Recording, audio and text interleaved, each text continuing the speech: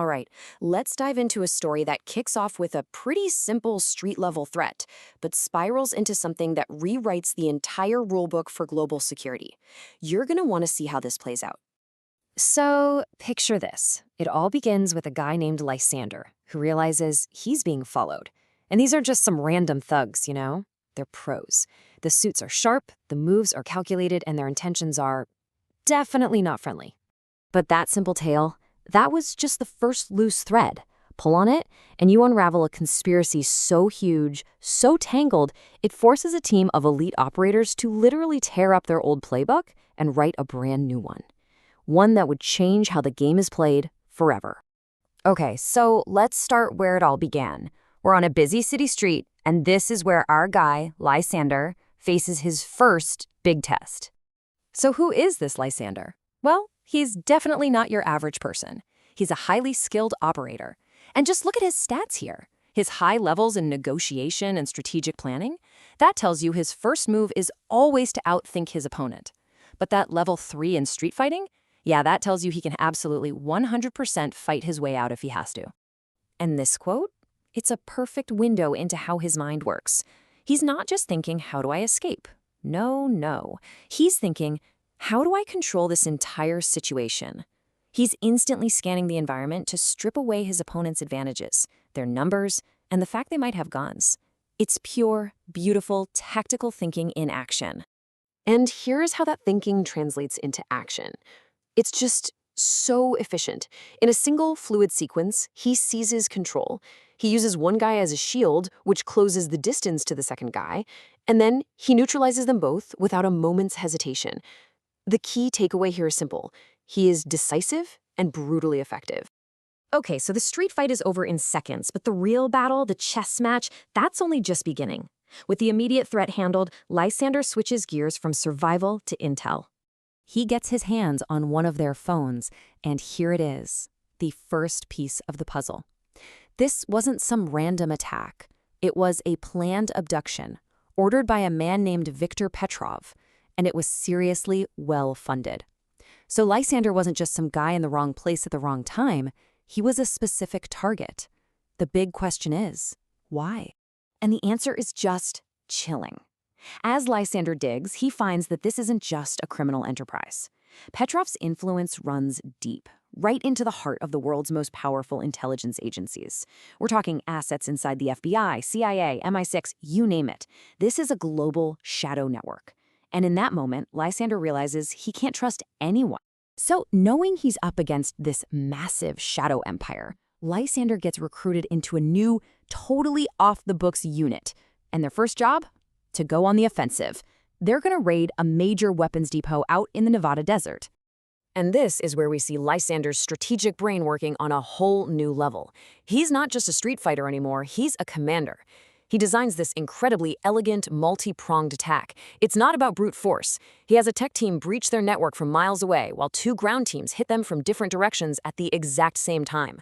One goes in quiet, the other loud. It's designed to create total chaos and box the enemy in.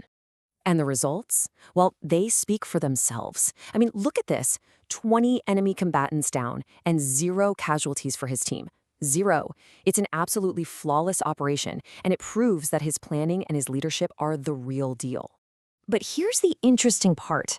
This victory, as clean and perfect as it was, leads Lysander and his superiors to a pretty profound conclusion. Just winning these battles, it isn't enough. They realize they have to change the entire game. This ancient piece of wisdom, right here, becomes their new North Star. The team makes a conscious choice to pivot their entire strategy. They move away from just neutralizing targets and towards a higher, more ethical standard. The goal is no longer just to win, but to win in a way that causes the least amount of harm possible. And, of course, this new philosophy gets put to the test almost immediately. Their next mission isn't about taking out bad guys or seizing weapons. Their objective is to secure a piece of technology, a piece of quantum technology that could literally change the world. And there's one tiny problem. It's unbelievably fragile. It all comes down to this one number, 12 hertz. That's the maximum vibration the asset can handle before it's toast. A single gunshot, a door slamming, even a loud shout. Anything that creates a vibration over 12 hertz could trigger what's called a quench, a catastrophic failure that would instantly and permanently destroy the tech. So how in the world do you conduct a raid when you essentially can't make a sound? This massive challenge forces the team to get creative under some of the most intense pressure imaginable. And it leads to a tense standoff and the birth of a completely new tactical doctrine. This slide lays it out perfectly. It shows you exactly why their new philosophy was no longer just a nice idea, it was an absolute necessity. The standard way of doing things, the loud and lethal approach, completely off the table. It would guarantee failure. They had to find a non-lethal, non-vibrational path to success. There was no other choice. So just as they've quietly secured the facility, a new player storms onto the field, the NSA. And they show up ready to do things the old-fashioned way, ready to seize the asset by force.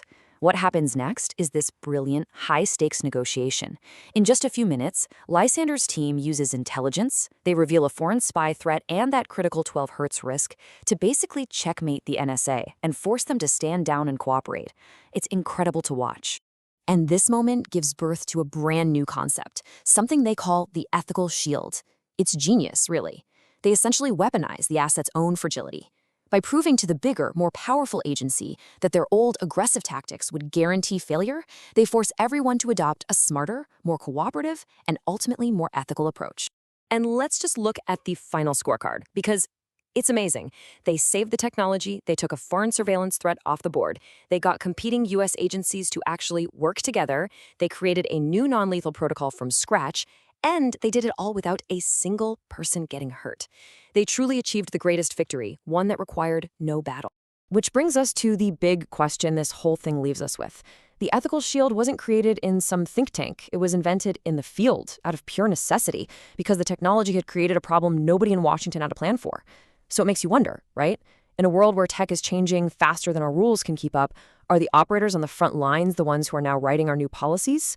Something to think about.